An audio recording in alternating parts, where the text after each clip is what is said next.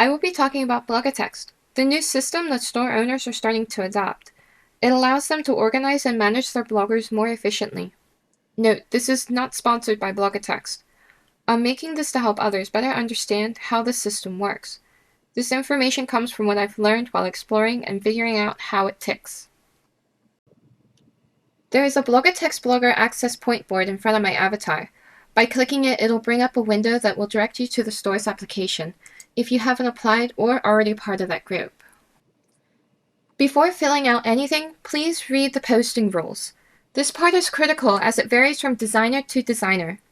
The posting rules allow you, as the blogger, to understand what the store is requiring. If you believe that you meet these terms, go forward and fill out the rest of the application. The URLs that you're submitting is not for an individual blog post displaying the store's items, but your main blog or Flickr links that direct them to your main work's homepage. What's happening is you're creating a profile for the store's references. Each blogger is listed. The store owner or blogger manager can click on the name, and it'll bring up a page with information that was submitted. For example, when adding your sites to your profile, you don't put an individual post link, but the URL that directs the person to your main page.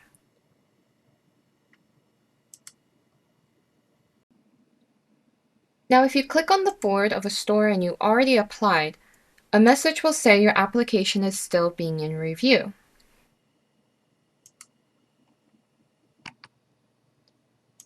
But if you were not accepted, a different message will appear, letting you know you have not made it. If the designer set this up, a note card will be sent in Word letting you know if your status has changed on the application you sent in, whether it has been accepted or rejected. All stores that use Blogotex will be accessible from this website. My advice would be to register into the system so you won't have to go and click on the Blogger Access Point board to log in your account. It's simple to do if you haven't done so already. Now, I already registered my avatar, so I can't physically show you a walkthrough, but all you need to do is go to members.blogotex.com, and that will bring you to the login page. Click Register, and it'll ask you to follow these steps. Enter your SL avatar name. Do not put your display name. Type your username that allows you to log into SL. It's important to spell it right so you can get the second step information. Once you've reached this point, it'll send you a verification code within your local chat. If you don't see it the first time, go ahead and resend it.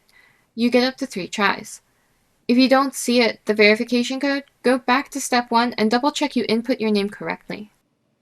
Make sure you have unavailable turned off in your online status in the community tab in the viewer. That setting will stop messages from coming through to your local chat.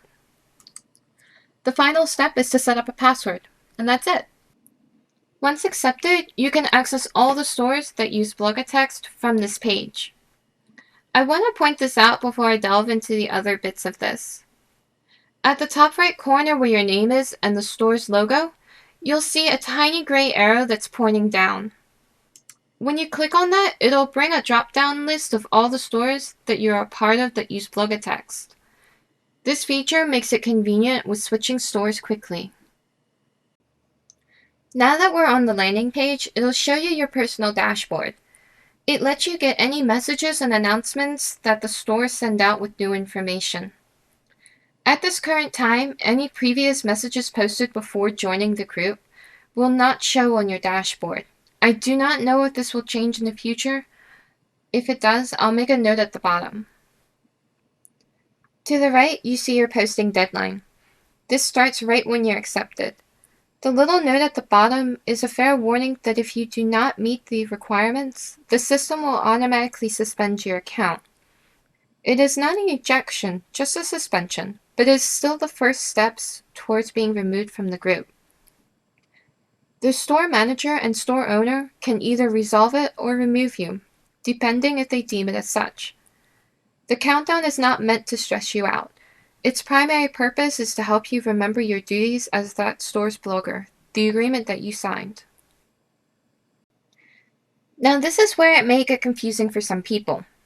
If the store owner has set the deadline for 30 days, and a blogger starts on the 7th of March, and another blogger starts on the 10th, they both still have 30 days to submit their posts. Their clocks run for the same amount of time, but they just began at different times. That's where a calendar does not work with Blogotex. What it looks at is when the blogger joins to the scheduled ending time. Even though some months have more or less than 30 days, Blogotex just looks at the time flow from start to finish. You may be wondering, what if something happens and I can't blog? Or, I'm going on vacation, I don't want to get kicked out of the group. There's a setting that the blogger managers and store owners can check off. It is a pause on your account, so the clock won't continue to tick down if something occurs. Blogotex is not designed as a punishment when something happens in real life, and it's out of your control. If you communicate with them, they can pause your clock until you return, but this does mean you cannot access any of the products. Moving on to the Posts tab. In this area is where you will submit your new blog posts. In the first URL area, you will enter where you have listed the items you are displaying, whether that is your blog page or your Flickr blog. If it's a link that's direct to an individual post with all the information listed, it works. It is not a place to put your Flickr URL that has a link in its description that directs to your blog. It's meant to be the primary location of the products. The URLs underneath is optional. Here is where you could place your Flickr image link or your Facebook page, etc. Anything that you feel that also shows your new work. Below this area is where your submitted posts will be. You can see that it has a status on the left. The green checkmark means that it was accepted, and the red X means it was declined. Sometimes you'll get feedback from the blogger manager or store owner. Any posts that were rejects does not reset your inventory request limit or your deadline.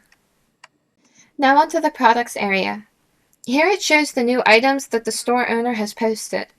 At the top left, under the headline products, you see the store has limited bloggers to receive up to 3 items.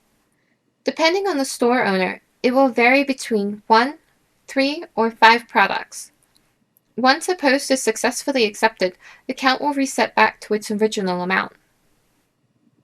For example, if I take 2 out of the 3 requests, submit a post, and it's accepted, the item request goes back up to 3. If my request limit is at 1, you will only be able to get 1 item. I cannot get any other products until I submit a post and have it accepted. The last and final tab is the rules. You should already be acquainted with these from the application. The primary purpose is to help you remember that store's requirements. Sometimes if you blog for many stores, you may forget.